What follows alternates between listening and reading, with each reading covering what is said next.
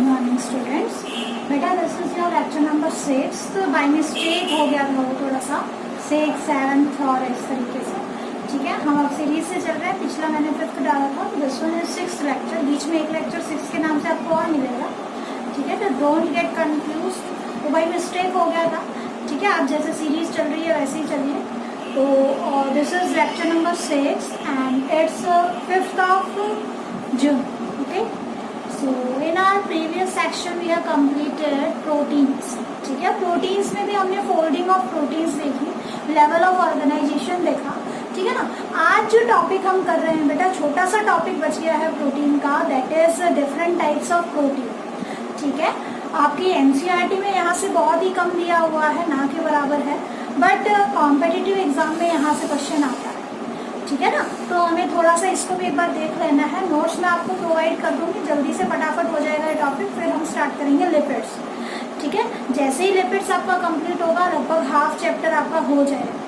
ठीक है, और यू मान के चलिए 5-6 लेक्चर्स हैं, 5 नहीं तो 6-7 लेक्चर्स के अंदर चैप्टर हो जाएगा। ठीक है, तो देखिए टाइप्स ऑफ प्रोटीन की जहाँ तक बात है, अभी तक हमने फोल्डिंग्स की थी, प्राइमरी, सेकेंडरी, टर्शरी, क्वार्टनरी। ठीक है, अब टाइप्स की बात करते हैं। तो टाइप्स देखो अलग अलग बेसिस पे दी हुई है। पहले बात करते हैं on the basis of shape. ठीक है, शेप के बेस पे। ठीक है ना, तो शेप के बेस पे देखो कुछ तो होते हैं फाइबर लाइक, जैसे फाइब्रस, फाइबर लाइक होते हैं, लंबे लंबे होते हैं, तो उनको क्या कहा जाता है, फाइब्रस।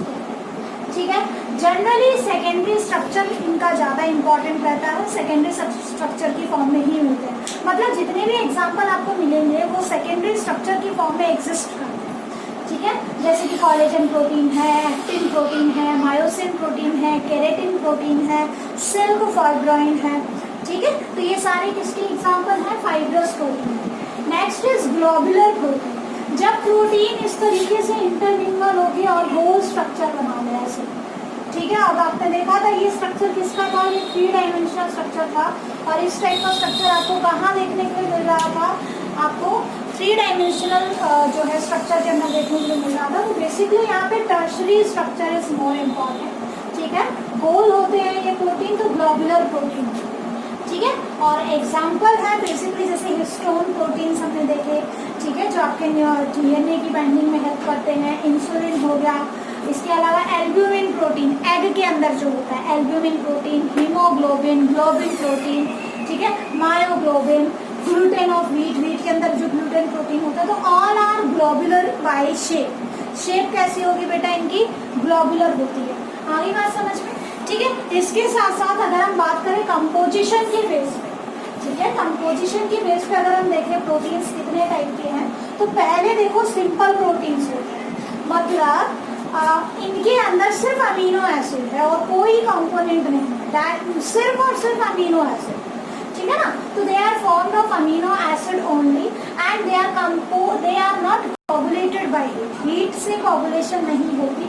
ठीक है ना, तो एग्जाम्पल में देखो हम यहाँ जनरली 4 टाइप्स इसकी बता रहे हैं, जैसे कि एल्ब्यूमिन प्रोटीन है, ग्लोबुलिन प्रोटीन है, हिस्टिन प्रोटीन है, स्क्लेरो प्रोटीन।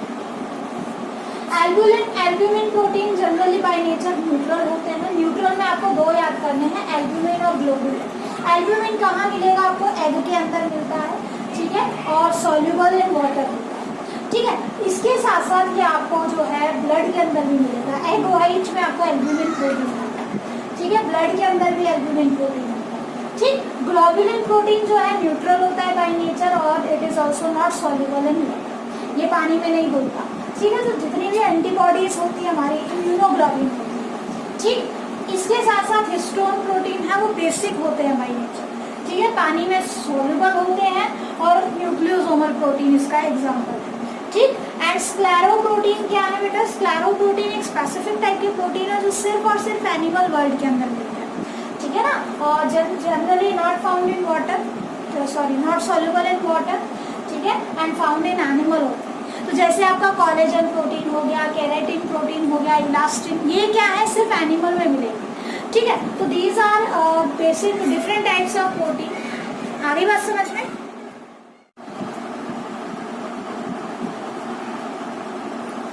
तो नेक्स्ट टाइप है, जैसे सिंपल प्रोटीन के बाद दूसरे टाइप के जो प्रोटीन होते हैं that are conjugated protein. Conjugate यानी कि जुड़ना, कॉन्जुगेशन का, ठीक है ना। तो बेसिकली इस प्रोटीन में क्या होता है, कुछ तो ग्लोबुलर प्रोटीन का हिस्सा होता है प्लस इसके साथ एक नॉन प्रोटीनियस पार्ट होता है, combination of globular protein and non protein substance. देखो यहाँ पे कॉन्जुगेटेड प्रोटीन यानी globular protein plus non protein part, और ये जो नॉन प्रोटीन पार्ट होता है इसको क्या कहेंगे हम, प्रोस्थेटिक ग्रुप कहेंगे। क्या कहोगे, प्रोस्थेटिक ग्रुप। तो basically globular protein plus prosthetic group मिलकर क्या बनाता है, कॉन्जुगेटेड प्रोटीन बनाता है। आगे बात समझ में, ठीक है। इस अब देखो कुछ एग्जांपल देखते हैं। जैसे हमने पढ़ा है ग्लाइकोप्रोटीन, कहाँ पढ़े थे याद करो, आपने पढ़ा था सेल मेम्ब्रेन के आउटर सरफेस पे क्या होते हैं, कुछ ग्लाइकोप्रोटीन और ग्लाइकोलिपिड्स होते हैं, वहीं से आया है ये ग्लाइकोप्रोटीन। ग्लाइको वर्ड है कार्बोहाइड्रेट के लिए और प्रोटीन तो है ही है, ठीक है। तो प्रोटीन के साथ प्रोस्थेटिक ग्रुप कार्बोहाइड्रेट है। ऐसे न्यूक्लियोप्रोटीन, प्रोटीन के साथ जो प्रोस्थेटिक ग्रुप है दैट इज आइदर डीएनए और आरएनए, ठीक है।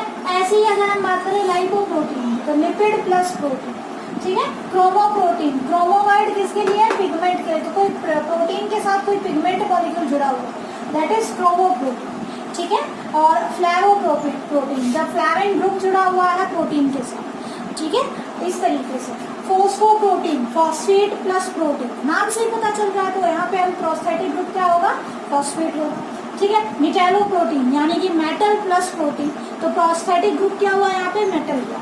एक चीज हम आपको बताना भूल गए थे जब मैंने आपको हेलिसिस करवाया था, जब आपको अल्फा हेलिकल स्ट्रक्चर करवाया था प्रोटीन का, ठीक है, ऑर्गेनाइजेशन ऑफ या level of organisation of protein क्या।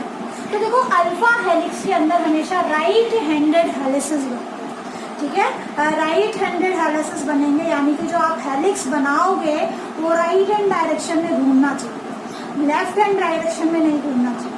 आगे बात समझ में, तो ध्यान रखना कि जितने भी प्रोटीन होते हैं अल्फा हेलिकल फॉर्म वो हमेशा कौन सा, राइट हैंडेड फैशन शो करते हैं। लेफ्ट हैंडेड देखो स्पाइरल जब बनाते हो ना तो ऐसे बनाते हो, ऐसे करके, तो ये और एक ये। अब देखो राइट हैंड डायरेक्शन की तरफ कौन सा घूम रहा है, राइट हैंड डायरेक्शन की तरफ कौन सा घूम रहा है, ठीक है। तो हमेशा जो है राइट हैंड डायरेक्शन वाला जो पोर्शन होता है, मतलब जो हेलिक्स होता है वो क्या बनाता है, प्रोटीन बनाता है। इस तरीके से आगे समझ में, इस तरीके से। तो देखो ये क्या है आपका, इसका एग्जाम्पल क्या है, कुछ चीजें हैं जो आपके एनसीईआरटी में भी दी हुई हैं।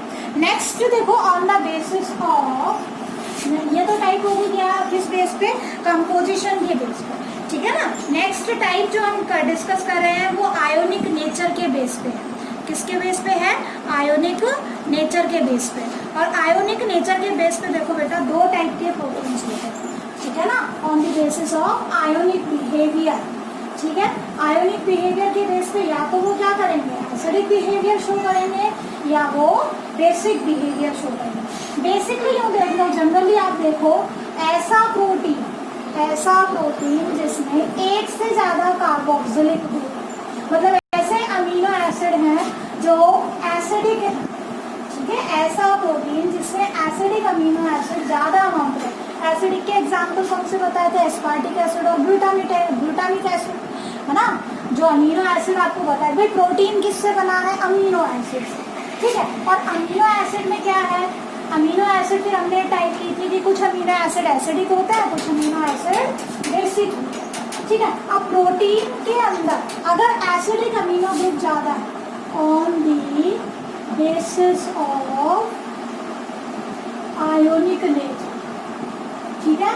तो आयोनिक नेचर के बेस पे हमने कौन सा करना है, पहला करना है एसिडिक प्रोटीन्स, एसिडिक प्रोटीन्स। तो यहाँ पे इस वाले प्रोटीन में एसिडिक अमीनो एसिड का कंटेंट ज्यादा होगा, ठीक है। तो जितने भी आपके ब्लड प्रोटीन्स होते हैं, ठीक है, वो एसिडिक होते हैं बाय नेचर, पर आपका ब्लड का पीएच एसिडिक नहीं होगा, ठीक है, वो बेसिक होता है, स्लाइटली बेसिक। उसके बाद बेसिक प्रोटीन, ऐसे प्रोटीन जिसमें बेसिक अमीनो एसिड का कंटेंट ज्यादा होता है उसको क्या बोलोगे, basic protein. Example histone proteins are basic protein, ठीक है, आप देख चुके हो।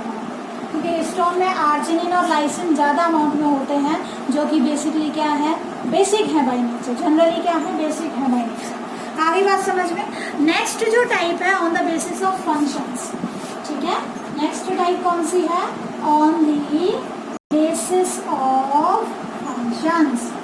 ठीक, तो देखो फंक्शंस के बेस पे अब हमें पता है कि जो प्रोटीन है वो कितने टाइप के फंक्शंस परफॉर्म कर सकता है। जैसे देखो पहला हम यहाँ पे करते हैं स्ट्रक्चरल प्रोटीन। स्ट्रक्चरल प्रोटीन का मतलब क्या है, जो बेसिकली प्रोटीन क्या बना रहा है, किसी चीज का स्ट्रक्चर बना रहा है, तो ऐसे प्रोटीन्स को क्या कहोगे, स्ट्रक्चरल प्रोटीन। जैसे देखो हमने अभी थोड़ी देर पहले बात की थी कोलेजन प्रोटीन की, कैरेटिन, एक्टिन, फाइब्रिन, है ना, तो कोलेजन प्रोटीन हो गया, एक्टिन प्रोटीन हो गया, ठीक है, और इसके अलावा मायोसिन प्रोटीन हो गया। तो ये प्रोटीन क्या है, बेसिकली स्ट्रक्चर बना रहे हैं, ठीक है, आगे बात समझ में। ठीक, तो ये स्ट्रक्चरल प्रोटीन के अंदर आता है। इसके अलावा कुछ प्रोटीन ऐसे हैं, कुछ पर्टिकुलर प्रोटीन ऐसे हैं जो एंजाइम का काम करते हैं, ठीक है, या फिर मतलब कि एंजाइमेटिक प्रोटीन हो सकता है। वैसे तो सारे के सारे एंजाइम्स प्रोटीन ही होती है, तो इसको लिखने की भी जरूरत नहीं है, ऑल एंजाइम्स आर प्रोटीन, ठीक है। तो ये तो एक्सेप्शन है, वो मैं आगे एंजाइम्स करवाऊंगा। अब नेक्स्ट है ट्रांसपोर्ट प्रोटीन। ऐसे प्रोटीन जो चीज़ों को ट्रांसपोर्ट करवाते हैं, ठीक है, सेल मेम्ब्रेन के अंदर जो आपने टनल प्रोटीन पढ़े हैं, ट्रांसपोर्ट प्रोटीन का एग्जांपल है, एक्वापोरिस है, ट्रांसपोर्ट प्रोटीन का एग्जांपल है, ठीक है। नेक्स्ट है स्टोरेज प्रोटीन। ऐसे प्रोटीन जो बेसिकली स्टोरेज में हेल्प करते हैं, जैसे आपकी बॉडी में अगर आयरन स्टोरिंग प्रोटीन की बात करें तो फेरेटिन वगैरह है, ठीक है, तो फेरेटिन हो गया, कैजिन प्रोटीन हो गया, कैल्शियम को स्टोर कर रहा है, ग्लूटन प्रोटीन हो गया, और क्या क्या बताया, फेरेटिन, ग्लूटन ऑफ व्हीट, ठीक है ना, इस तरीके से हो गया। नेक्स्ट देखो बेटा, तो ये क्या है, फंक्शन के बेस पे है, कोई प्रोटीन कोई फंक्शन परफॉर्म कर रहा है, कोई प्रोटीन कौन सा कोई और फंक्शन परफॉर्म कर रहा है, ठीक है। डिफेंस प्रोटीन हो गए, ठीक है, जैसे फाइब्रिनोजन हो गया आपका, इम्यूनोग्लोबुलिन हो गए, तो डिफेंस प्रोटीन हो सकते हैं। तो ये किसके बेस पे है, डिफेंस प्रोटीन किसके बेस पे है, ये सारे के सारे ये हैं इनके फंक्शंस के बेस पे, ठीक है। कुछ प्रोटीन रैंडम होते हैं जो मतलब कोई फंक्शन भी नहीं कर रहे पर बनते हैं, जैसे कि मोलेरिन क्या है, आर्टिफिशियल स्वीटेस्ट सब्सटेंस है, 4 लाख के आसपास इसका स्वीटनिंग इंडेक्स होता है, ठीक है। तो ये सारे क्या थे, टाइप्स थे। जनरली यहाँ से क्वेश्चन रेयर ही पूछा जाता है, बट मेरा काम था आपको हर टॉपिक करवाना, पता नहीं कहाँ से कब क्या क्वेश्चन आ जाए, ठीक है ना। This was all about protein.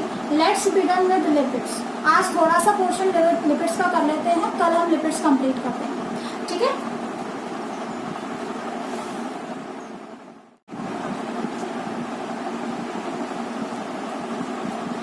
तो देखो बेटा लिपिड्स क्या होते हैं, पहले तो देखते हैं लिपिड्स का लिपिड जो टर्म है that was given by, term lipid है that was given by Bloor, ठीक है, साइंटिस्ट का नाम है ब्लू, इन्होंने इस टर्म को दिया था।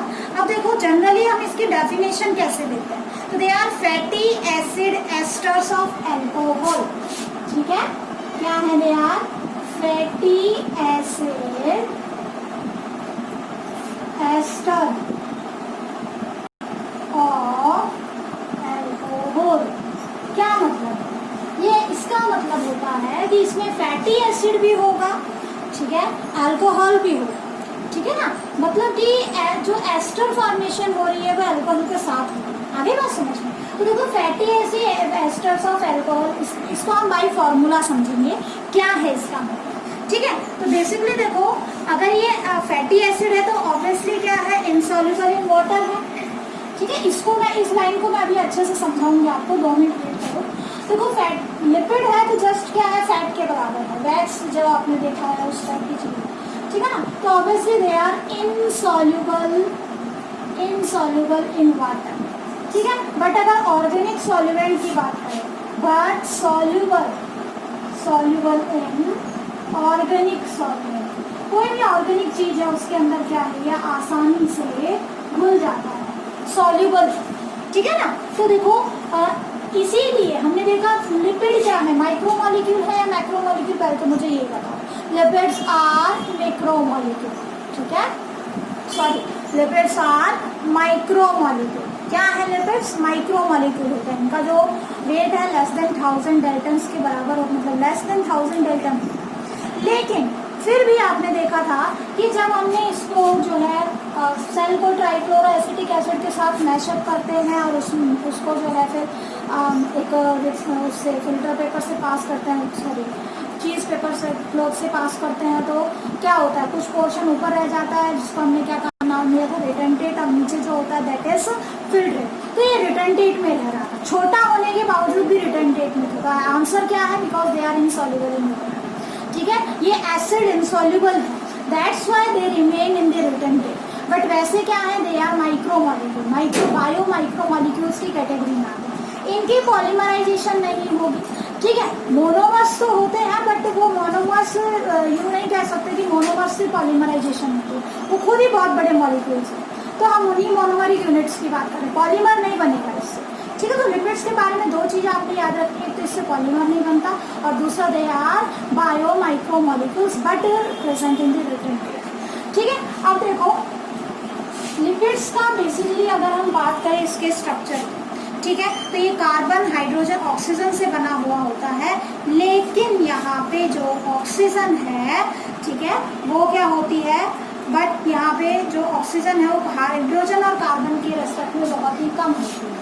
ठीक है, कार्बन हाइड्रोजन ऑक्सीजन से बनता है बट यहाँ पे ऑक्सीजन का कंटेंट बहुत ही कम रहता है। ठीक है, अब एक बार देखो, वैसे तो हम इसको कर चुके हैं, ठीक है ना, कर चुके हैं, लेकिन फिर भी इसको एक बार समझ लेते हैं। देखो होता क्या है यहाँ पे, एक तो एल्कोहल और फैटी एसिड। पहले फैटी एसिड को समझते हैं कि फैटी एसिड है क्या। ठीक है ना, पहले फैटी एसिड की डेफिनेशन देखते हैं कि फैटी एसिड क्या है। तो देखो, ऐसा ऑर्गेनिक एसिड जिसमें हाइड्रोकार्बन चेन है, बहुत लंबी हाइड्रोकार्बन चेन है, that ends with the carboxylic. ठीक है, क्या है ये, ऑर्गेनिक कंपाउंड होता है। फैटी एसिड क्या है, ऑर्गेनिक कंपाउंड होता है जिसके अंदर, ठीक है, हैविंग लॉन्ग हाइड्रोकार्बन चेन, एक लंबी सी हाइड्रोकार्बन चेन होती है, that ends by COOH group, carboxylic group उसके एंड पे होता है। ठीक है, इसको क्या कहेंगे, फैटी एसिड। जैसे देखो, मान लो आपने ऐसे बनाया, ऐसे करके बनाया, CH3 CH2 CH2 CH2 ऐसे करके बहुत सारे CH2 लगा दे। ठीक है, और लास्ट में जो CH2 है उस पर आपने लगा दिया CH2, ये बन गया एक फैटी एसिड। ठीक है, तो फैटी एसिड में कुछ भी नहीं, बस आपकी जो कार्बोक्सिलिक एसिड आप पढ़कर आए हो ना, ठीक है, वही कार्बोक्सिलिक एसिड की अगर लंबी चेन, कार्बोक्सिलिक एसिड में आपने छोटी छोटी चेन पढ़ी है, लेकिन देखो 15+ यूनिट्स जब जुड़ी हुई है, जैसे कि 16 में पामेटिक एसिड बन जाता है। ठीक है, इस तरीके से। तो जब क्या है, फैटी एसिड्स में, फैटी एसिड्स कुछ भी नहीं, लंबी लंबी चेन होती है जिससे कार्बोक्सिलिक ग्रुप जुड़ा है। तो it is organic compound having non hydrocarbon chain that ends by COOH group. ठीक है, अब देखो, अब आपका लिपिड क्या है। ठीक है, लिपिड के अंदर क्या होता है, एक 3 तो फैटी एसिड होते हैं, ठीक है, और एक होता है ग्लिसरॉल मॉलिक्यूल। ठीक है, अल्कोहल जो होता है वो क्या होता है, ग्लिसरॉल मॉलिक्यूल होता है। और यहाँ पे ये जो एक दूसरे के साथ जुड़ते हैं ना, तीनों फैटी एसिड 1 बाय 1 जुड़ते हैं, तो जो लिंकेज बनती है that is known as ester linkage. उसको क्या बोलोगे, एस्टर लिंकेज। अच्छा, लिंकेज हमने अभी तक 3 मेन टाइप पढ़ी है, ग्लाइकोसिडिक, कार्बोहाइड्रेट्स को जोड़ने में हेल्प करेंगी, पेप्टाइड, 2 अमीनो एसिड जुड़ के प्रोटीन जब बना रहे हैं तो पेप्टाइड लिंकेज, और ग्लिसरॉल को फैटी एसिड से जोड़ने वाले को क्या कहते हैं, हम एस्टर लिंकेज कहते हैं। आगे बात समझ में। ठीक है, अब देखो एक बार देखते हैं बाय स्ट्रक्चर। ग्लिसरॉल क्या है, ग्लिसरॉल क्या है, आपका कार्बोहाइड्रेट है ना, और कार्बोहाइड्रेट पे आपका OH ग्रुप यहाँ लगा हुआ है, और यहाँ पे हाइड्रोजन और हाइड्रोजन। ठीक है, ऐसे यहाँ पे OH ग्रुप, ये हाइड्रोजन, ये OH ग्रुप, ये हाइड्रोजन, ये हाइड्रोजन। आगे बात समझ में। ठीक है, अब इस OH ग्रुप से, ठीक है, इस OH ग्रुप से आपने क्या करना है, 1 बाय 1 हाइड्रोजन को हटाना है। ठीक है, 1 बाय 1 हाइड्रोजन को हटाना है। तो हम बात कर रहे थे इस मॉलिक्यूल की। ठीक है, ग्लिसरॉल मॉलिक्यूल की। तो यहाँ पे क्या है, ये इस तरीके से 3 OH ग्रुप है। अब हमने करना क्या है, यहाँ पे देखो अगर हम क्या लगा रहे हैं, एक फैटी एसिड लगा रहे हैं, तो फैटी एसिड में ऑब्वियसली क्या होगा, इस तरीके से ये CH3, ठीक है, बीच में आपके CH2 होंगे, ठीक है, और आपको पता नहीं है कि आपके CH2 कितने हैं, लेकिन लास्ट में क्या होगा, COOH होगा, है ना, COOH होगा कुछ इस तरीके से, ठीक। और ऐसे ही क्या है, तो ये एक है। अब यहाँ से हमने क्या निकालना है, वाटर मॉलिक्यूल निकालना है, ये वाटर मॉलिक्यूल निकाल दो, ठीक। और यहाँ पे अब जो लिंकेज आपकी बनी है, अब जो लिंकेज बनी है, ये क्या बन गई बेटा, this one is ester linkage. तो ग्लिसरॉल के एक अल्कोहलिक ग्रुप को आपने रिप्लेस कर दिया किससे, फैटी एसिड से। अभी ये क्या बना है, ये बना है मोनोग्लिसराइड। क्या बना है, मोनोग्लिसराइड, ठीक है। अब इसके ऊपर अगर मैं दूसरा फैटी एसिड लगा दूं इस तरीके से, ठीक है, इसको हम थोड़ी देर के लिए R1 से रिप्रेजेंट करते हैं, अभी हमें पता नहीं है कितना क्या है, ठीक है, इसको R2 से, अभी ये हमारा फैटी एसिड सेकेंड लग गया है, एस्टर लिंकेज, ठीक है। तो ये क्या हो गया, डाइग्लिसराइड। क्या बना, डाइग्लिसराइड, ठीक है। और अब यहाँ पे अगर मैं तीसरा भी क्या अटैच कर दूँ, इस तरीके से फैटी एसिड अटैच कर दूँ, अब ये क्या बन गया, ट्राइग्लिसराइड, ठीक है। तो देखो जब 3 फैटी, तो फैटी एसिड जब 3 ग्लिसरॉल के साथ जुड़ता है, तो तीनों जुड़ने के बाद वो बनता है ट्राइग्लिसराइड। क्या बन गया, ट्राइग्लिसराइड। तो लिपिड्स आर ट्राइग्लिसराइड्स। आगे बात समझ में, लिपिड्स क्या होते हैं, ट्राइग्लिसराइड्स होते हैं, ठीक है ना। तो ये बेसिक है थोड़ा सा कि ग्लिसरॉल के ऊपर 1 by 1 जब हम फैटी एसिड लगाते हैं, ठीक है, एस्टर लिंकेज के थ्रू, तो वो हमारा लिपिड की फॉर्मेशन करता है, ठीक है। एनसीईआरटी में एक लाइन बहुत गलत दी हुई है बेटा, देखो जरूरी नहीं है कि जो है एनसीईआरटी जो लिखी वो बिल्कुल सही ही है, ऐसा नहीं है। एनसीईआरटी में लिख दिया कि सूरज पूरब से पश्चिम से उगता है तो पश्चिम से उगता है, ऐसा नहीं। एनसीईआरटी में लिखा है सिंपलेस्ट जो लिपिड है वो ग्लिसरॉल है, ग्लिसरॉल नहीं है, ठीक है ना। ग्लिसरॉल तो एक अल्कोहल है, ठीक है, अल्कोहल के साथ फैटी एसिड जुड़े हुए हैं। आगे बात समझना। और उसी के नीचे नेक्स्ट लाइन में लिखा हुआ है कि हर फैटी एसिड में ग्लिसरॉल और जो है आपका हर लिपिड में ग्लिसरॉल और फैटी एसिड होता है। तो आप चीज़ों को ध्यान से समझ के पढ़िए। अगर पेपर में आ जाता है, जब तो देखो वैसे तो बिल्कुल 0.1% चांस आने के, बट फिर भी अगर आ जाता है तो आपने एनसीईआरटी फॉलो करनी, बट फिर भी एनसीईआरटी में जो दिया हुआ है वो गलत दिया हुआ है, ठीक है। आगे बात समझ में। नेक्स्ट क्लास में हम इससे आगे प्रोसीड करेंगे, ठीक है ना। आगे लिपिड्स को ही डिटेल से करेंगे और एक ही लेक्चर में कंप्लीट करवा लूँगी। थोड़ा बड़ा हो जाएगा लेक्चर, बट लिपिड्स हमारे ओवर हो जाएंगे। क्लियर, ठीक है। That's all for today's lecture. Thank you. क्या अगला दूसरे